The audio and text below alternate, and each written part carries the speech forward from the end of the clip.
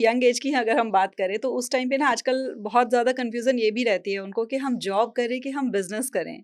तो आजकल क्योंकि बहुत ज़्यादा सब चाहते हैं कि हम अपना बिज़नेस करें। हुँ। कई लोगों को फैमिली से यही सब मिला होता है कि नहीं पढ़ना है और जॉब करनी है। तो क्या बेटर होता है जॉब या बिज़नेस? कुछ भी गलत नहीं है। लेकिन मैंने एक वीडियो बनाया था, बहुत वायरल हुआ, कम से कम मैं समझता हूँ मेरे चैनल पे 40 मिलियन है, बाकी जगह पे भी 100-200 मिलियन गया है, कि बेटा पान की दुकान खोल लेना, नौकरी मत करना। क्योंकि तुम जब नौकरी करते हो तो अपनी मेहनत से किसी और को अमीर बना रहे हो, और आप अपना समय बेच रहे हो, समय खत्म तो पैसे खत्म। और इनकम शुड बी अनलिमिटेड, और वो सिर्फ बिज़नेस में पॉसिबल है। अब सवाल आता है बिज़नेस कौन लोग कर सकते हैं? हुँ। तो बिज़नेस वो आसानी से कर सकता है जिसका किचन सेफ है, पहली बात। माना माँ-बाप घर चला रहे हैं, आपके हुँ, पास उनको तो बिल्कुल भी नौकरी नहीं करनी चाहिए, अनलेस बहुत लोग सवाल करते हैं जी सुंदर पिचाई को ये बात बोलो, यार तुम सुंदर हुँ, पिचाई हो? हुँ। बनो गूगल के सीईओ, तुम तो बिज़नेसमैन से भी ज़्यादा अच्छे हो, हमसे ज़्यादा रईस है वो। हुँ, लेकिन वैसी जॉब करो फिर, और बिकम ए प्रोफेशनल, बड़े डॉक्टर बनो, बड़े सीए बनो, बड़े इंजीनियर बनो, यहाँ पे आपकी करोड़ों रुपए सैलरी है, ओके। लेकिन अगर मीडियोकर जॉब करनी है आपको, लाख 2 लाख 3 लाख की, तो उससे तो वो टाइम अपने बिजनेस पे लगाओ, बहुत ज्यादा कमा लो। तो उन लोगों को जिनको इधर के पीछे की चिंता नहीं है, उनको जरूर कुछ बिजनेस करना चाहिए।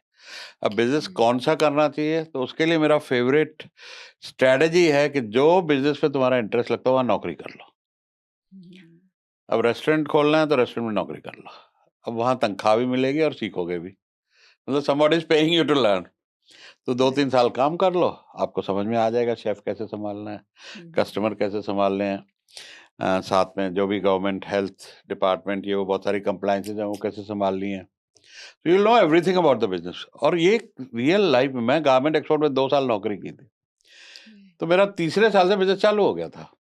मेरे एक कस्टमर थे, उन्होंने अमेरिका में एक बहुत बड़े इम्पोर्टर के यहाँ जॉब की। 7-8 साल जॉब की, उनके सब बड़े-बड़े कस्टमर वॉलमार्ट, मेसी, जेसी पेनी, सबके बायर से दोस्ती हो गई। जिस दिन उसने काम अपना शुरू किया, उसके ऑर्डर्स ऐसे होते थे, हम मज़ाक करते थे, इसके ऑर्डर ऐसे आ रहे थे, टेलीफ़ोन नंबर है, इतने बड़े। हुँ, 1 दिन का स्ट्रगल नहीं। तो जब आप कहीं भी कोई बिज़नेस करना हो, उसमें पहले जॉब करो, सीखो। मैंने जब वेल्थ मैनेजमेंट शुरू किया, तो मैं पढ़ने गया 2 साल। पढ़ाई तो कर ली, लेकिन ना मेरे पास कस्टमर है, ना मुझे प्रैक्टिकल एक्सपीरियंस है। तो मैंने वहाँ से को-फाउंडर उठाया जो सिटी बैंक में जॉब करता था, बजाज कैपिटल में जॉब करता था। उसके बाद कस्टमर भी थे, प्रैक्टिकल एक्सपीरियंस भी था। तो कहा, "आ जाओ भाई, पार्टनरशिप करते हैं।" काम चल गया, 6 महीने में प्रॉफिटेबल हो गए। तो बिज़नेस का रिस्क मिटिगेट करने का सबसे बढ़िया तरीका है कि या तो उस इंडस्ट्री का को-फाउंडर ले लो, या खुद हुँ, उस इंडस्ट्री में नौकरी कर लो। तो आपको बिज़नेस का रिस्क खत्म हो जाएगा। हुँ, क्योंकि वो जो ट्यूशन फीस लगती है ना, 2-3 साल नुकसान करने पड़ते, वो नहीं राइट। होगा। तो ये हुँ, मेरा तजुर्बा है। ग्राउंड लेवल की नॉलेज आपको मिल हाँ, जाती है, जो भी चीज़ें वहाँ पे हो अब रही हैं। दूसरे तरह के लोग हैं जिनको हुँ, घर चलाना है, मजबूरी है, हुँ, कोई कमाने वाला नहीं है, तो वो तो नौकरी करें, उनके हुँ, लिए सेफ है। नौकरी करते हुए साथ में कुछ ऐसा साइड हसल करें, कोई ऐसी स्किल सीखें जो वीकेंड पे कर सकें। तो वो करते-करते जब इनकम बढ़ जाए सैलरी के बराबर, तो छोड़ दो। अब हुँ, रिस्क आपका वहाँ भी खत्म हो गया। और ऐसा मेरे कई मेंटीज़ ने किया। एक मुझे याद है किस्सा कि बैंगलोर के थे, तो उसने बोला मेरे घर में कोई कमाने वाले में 40,000 की आईटी की जॉब है, मेरा इंटरेस्ट है इंटीरियर में। तो उसको मैंने यही कहा, तू कोई को-फाउंडर ढूँढ ले, तू मार्केटिंग में अच्छा है तो वीकेंड में मार्केटिंग कर।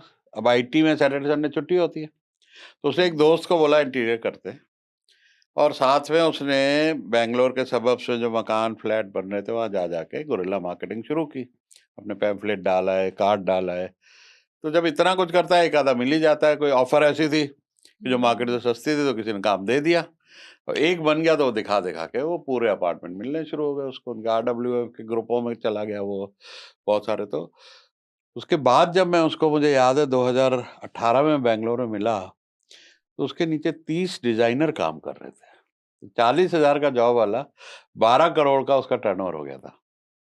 तो that's possible for people in the job कि साइड में को-फाउंडर ले लें, वीकेंड पे काम करें, या खुद वीकेंड पे साइड हसल करके अपनी कोई स्किल को सीखें, और उससे हुँ, इनकम लेवल जब वैसा हो जाए, तो जॉब छोड़ दो।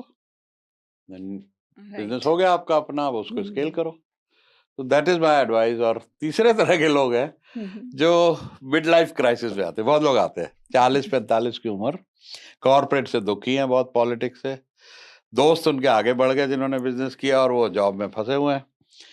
अब वो सबसे बड़ी गलती ये करते हैं कि जॉब छोड़ के फ्रस्ट्रेट होके कि अब मेरे पास सेविंग हो गई है, मेरे पास 40-50 लाख रुपया इकट्ठा हो गया, मैं अपना बिजनेस करता हूँ।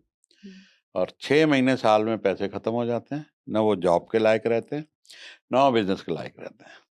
तो उनके लिए भी मेरी यही सलाह है कि पहले कुछ साइड में करो, उसकी इनकम बढ़ाओ, तब जॉब छोड़ो।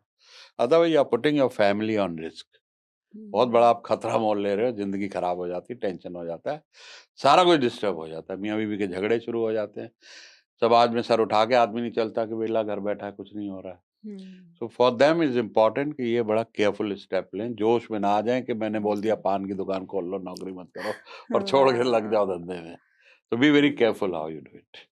तो ये आपने जो थर्ड तरह के लोगों की बात बताई ना कि हाँ, वो एकदम से जोश में नहीं आ जाना हाँ, है, मतलब अपने इमोशंस को कंट्रोल में रखना है, परेशान भी हो तो भी कोई बात नहीं, एक राइट तरीका, राइट स्ट्रैटेजी करेक्ट। के साथ उस तरफ बढ़ें और फिर अपना डिसीजन लें कि क्या करना है आगे। तो जैसे ना ये आप बात कर रहे थे तो इमोशंस नहीं हावी होने चाहिए, तो वैसे ही कहते हैं कि फाइनेंशियल फ्रीडम में भी ना एक इमोशनल ब्लॉकेज होती है जो फाइनेंशियली फ्री नहीं होने दे रही होती। तो सबसे बड़ा इमोशनल ब्लॉकेज क्या होता है ऐसा?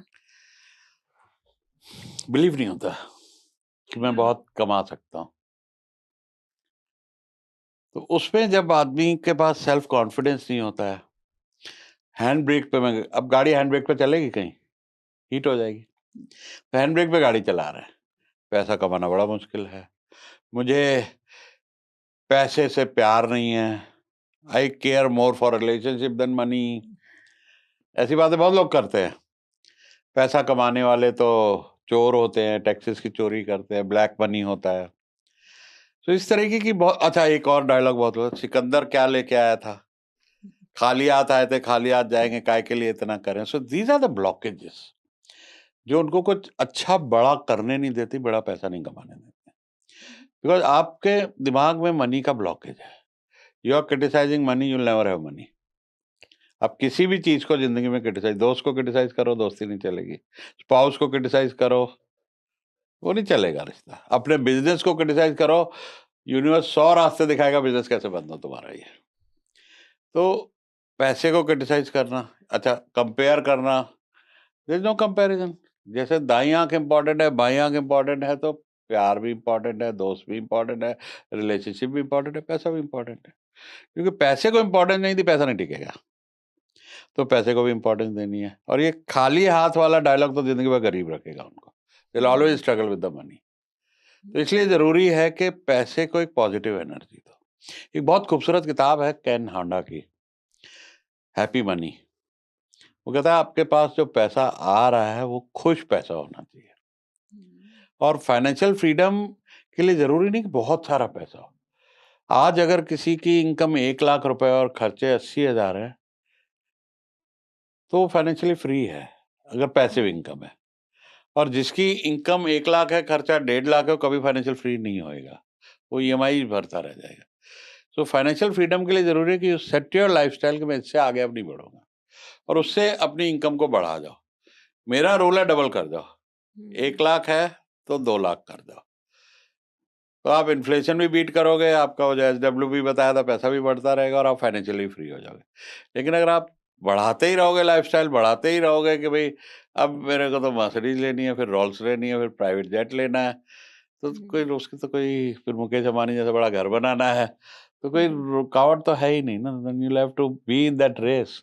और बहुत सुंदर कहावत है कि no matter how fast you run in the rat race, no matter how fast you run in the rat race, you still remain a rat. तो लोग राइट। भाग रहे हैं ऐसे ही, सब भाग रहे हैं और पैसे की दौड़ में लगे हुए हैं, और बहुत ज्यादा कमा भी नहीं पा रहे हैं, स्ट्रगल भी है बिकॉज ऑफ द ब्लॉकेजेस। तो अच्छा कमाओ, फ्री रहो, और फिर उसको अच्छी तरह मैनेज करो, and then have financial freedom, enjoy your life. एक ही है ना, पूर्व जन्म देखा ना अगला पता। कितनी भी बातें कर ले कि पुराने कर्म है, कुछ नहीं पता। Nobody knows. मैं तो नहीं मिला किसी को कि जिसको पता हो मुझे पूर्व जन्म याद है, या पक्का हो मैं अगले जन्म में इंसान ही बनने वाला हूँ। ये एक जिंदगी है, एंजॉय करिए उसको, लोगों के काम आइए, वैल्यू ऐड करिए, बहुत कुछ है करने को।